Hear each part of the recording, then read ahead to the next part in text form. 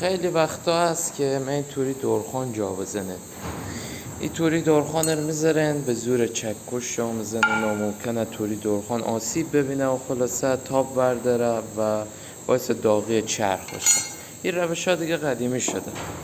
یه روش بهتر هست، توری دورخان رو بذارن یه خورده گرم بشه به اندازه 5 دقیقه 6 دقیقه، بعد توری آروم برداره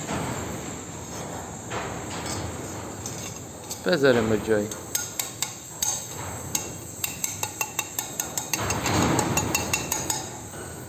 ببینه ذره که شما بگنی به زور جا خورده نیه، کلن خیلی راحت جا خورد بدون اینکه ذره بخواد شما ضربه بزنه که توری دورخان تاب برداره. این روش موثرتره، خود شما هم راحت تره. تست کنه ببینه نظر شما چیه. اینم بذاریم گرم شه که جا بزنه.